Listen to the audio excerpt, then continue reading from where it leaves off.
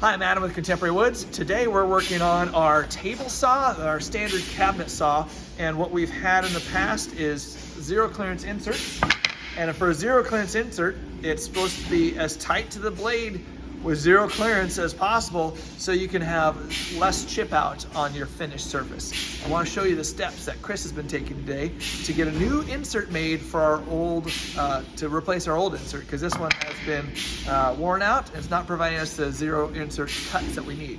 So what he did, he took the old one and he screwed it to the new one, and then with the flush trim, he first cut it out in the bandsaw, roughed it out, and then with the flush trim router bit, he then flushed out the pattern with that.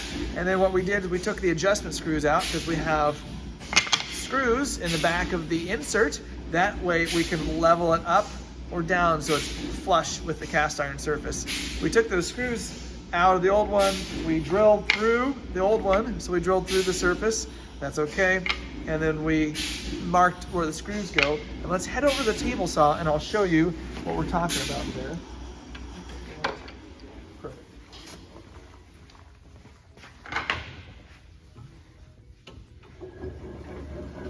So before I stick my hands in the table saw, I want to make sure that we de-energize the saw. I always can test to make sure I pulled the right plug. Great, it's not turning on, so that's even better yet.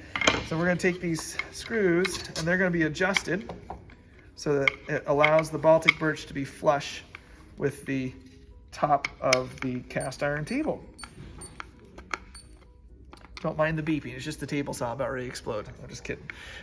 We have now the insert. We've drilled a hole so we can hang it on the side of the saw. We have, if you look here, it's kind of dark in this part of the shop when you replace the lights, but you can see there's cast iron tabs sticking out from the cast iron tabletop. Those tabs is where the screws will hit. And what we want, this is a very nice snug fit. What we want to make sure is that sound we're hearing, we want to make sure it's not rocking and rolling. So I can feel that this side here is low. So I'm going to pull it out. I'm going to take this, I'm going to back the screw out a little bit. If you can see, those screws are sticking out of the surface, and there are leveling screws to get everything leveled as nice as possible. So we'll put a test fit back in there. So once we get this insert flushed up on the tabletop, I still have one more area I want to check. This one feels high. It's not rocking though. And so I'm going to drive this one back in a little bit. Ooh, that feels really good. So now that this is ready to go, I'm going to plug my saw back in.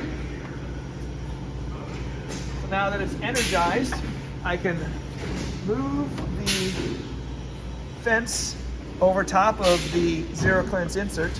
I can start the insert, I can start the saw, and I can slowly,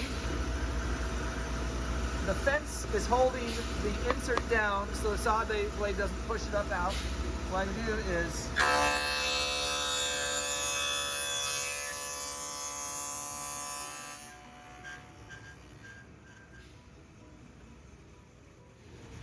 do is raise up that blade through the insert, and now I have a cut that's exactly as wide as the dado stack. And as long as I don't raise it too far up, I won't make this hole too big. So now when we're passing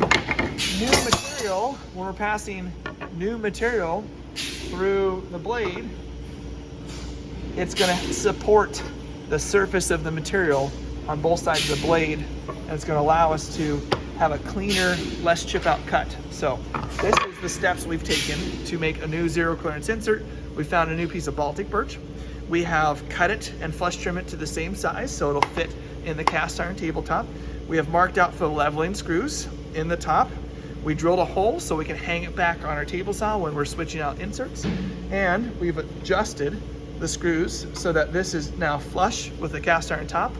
And we tested it and we made sure that we can lock the fence over top, raise the blade up through, and have a nice, safe, clean zero clearance insert. Thanks for watching.